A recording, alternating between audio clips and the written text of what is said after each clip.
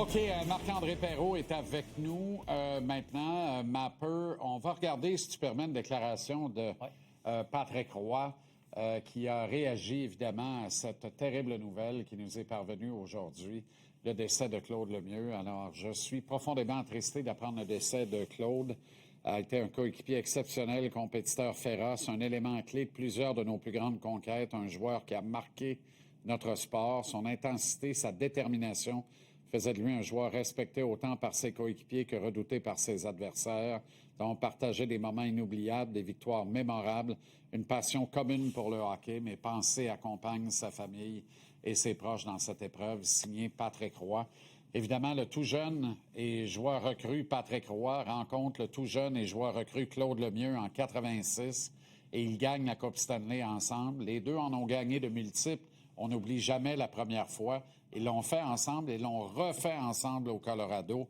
Alors, c'est certain que ces deux gars-là sont liés intimement. Ben oui, donc, c'était une réaction attendue de Patrick et on le sent évidemment ébranlé par cette nouvelle, comme nous tous. On dirait un genre de deuil collectif. Hein? Ouais. On ne veut pas y croire parce que c'est les idoles, n'importe quel jeune Québécois. Les héros ne meurent pas. Ben, c'est ce qu'on dit, du moins. Puis j'ai eu la chance de le côtoyer, pas beaucoup Claude, mais son fils, un petit peu. Puis écoute, moi, mes pensées vont à eux. Puis mes pensées vont un petit peu à tout le monde parce que, tu sais, comme on le voit, là, ça choque tout le monde. C'est tragique. On veut pas le croire. Mais malheureusement, ça arrive. C'est arrivé. Puis c'est ça. Mais écoute, juste l'image qu'on a de lundi, là. Puis je parlais avec Bergie aujourd'hui, puis Bergie, encore lui, il a coaché à Rendez-vous 87. Puis regarde ça, puis Bergie me disait, puis il dit, regarde, tu le regardais lundi, il était beau. Ben oui. Tu sais, il était beau. Regarde ça, tu sais, il est beau. Magnifique. Il est beau. Fait que c'est fou. C'est fou, puis c'est ça, Bergie me racontait qu'il avait fait une ligne québécoise avec Goulet puis Lemieux. Puis que les deux Lemieux et le Goût. Oui, les trois avaient trippé ensemble. Puis que ça avait été, j'apprends rien à personne, un compétiteur extraordinaire. Mais regarde comment il est beau. Incroyable. Superbe. Mes condoléances, évidemment, à tout le monde. On joint notre voix à tout le monde. Puis, Bien sûr. OK, série de la Coupe Stanley Mapper, les Golden Knights en finale. 3e fois en 9 ans. Incroyable. 5 demi-finales. Exact. 3 finales. Aucun sens. Club qui n'est pas bâti comme les autres clubs de la Ligue nationale. Eux autres sont chanceux. Dans ce métier-là, tu as des winners et des survivors. Les Golden Knights, c'est des winners. Les Golden Knights ne calculent pas. Les Golden Knights se lèvent le matin en disant « faut gagner à soir ». Eux autres, là, ils rentrent dans le bar, ils pointent la plus belle, puis ils disent « toi, il est temps ». Puis c'est oui tout le temps. Comme ça, là? À peu près. Ah bon? Parce que il y a plusieurs raisons. Premièrement, c'est Vegas. Puis sachez là, que les joueurs à Vegas, ils restent pas, évidemment, au centre-ville. Une belle petite banlieue, là, tabarouette, le nom m'échappe, puis j'étais là, Dom reste là, justement. Fait que c'est une belle banlieue, les gars sont bien, la température, quand tu as de l'argent, puis tu peux te payer l'air climatisé. Superbe!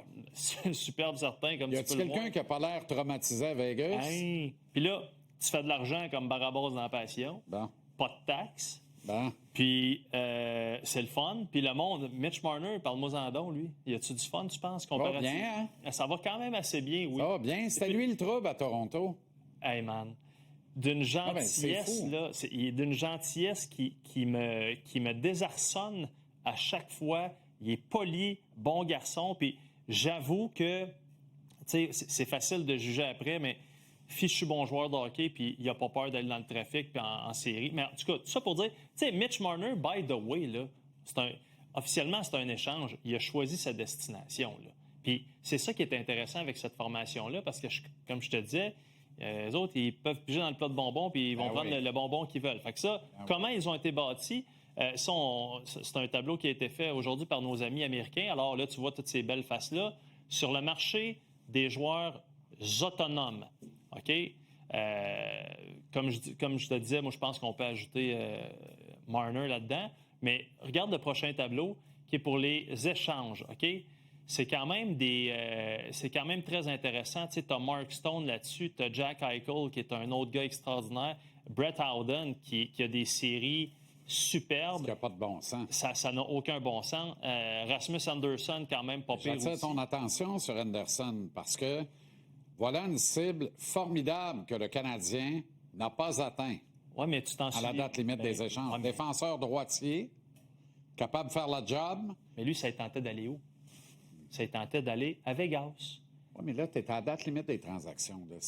C'est moins, ça te tente-tu, ça te tente pas. Oui, bien, t'as peu. Là, lui, il avait dit qu'il était même plus sûr que ça tentait de jouer au hockey. Puis là, il s'en va à Vegas. Fait que c'est une équipe qui est bâtie d'une façon ultra différente que le Canadien de Montréal.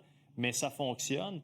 Puis je reviens un petit peu à ce qu'on se disait hier. Puis encore une fois, là, Dom, je suis tellement content pour lui. Là. Puis je l'écoutais. J'ai Lauzon aussi. Lauzon qui est blessé présentement. Mais... il va avoir son nom sur la coupe, c'est gang. Il va avoir son nom sur la coupe. Dom qui disait qu'il avait beaucoup de plaisir avec John Tortorella. J'ai dit t'es bien le seul avec un petit sourire. C'était pour le taquiner. Mais bref, tout va pour le mieux du côté de Vegas. Puis c'est un modèle que malheureusement, on ne pourra pas suivre à Montréal pour les raisons qu'on connaît. Cela dit, juste un petit mot sur l'Avalanche parce que j'ai parlé aujourd'hui à des collègues de Denver. Je me suis fait des amis un petit peu.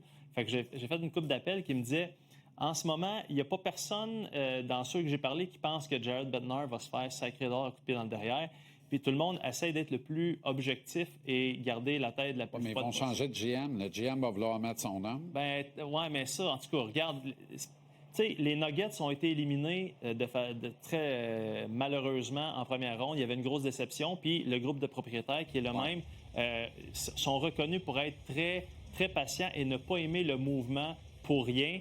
Puis je te dirais que du côté de l'Avalanche, les médias que j'ai parlé, la seule chose qu'on s'attend, c'est peut-être plus du côté de Dave Axtell qui s'occupait du jeu de puissance, qui a été une catastrophe. Eh bien, à suivre. Dave Axtell, une catastrophe. Dans la même phrase, voyons donc. Les joueurs aiment jouer pour Jared Bednar. Il a une belle coiffe, il est sympathique. Donc, superbe back coiffe. Merci, Mapper. Je t'en prie.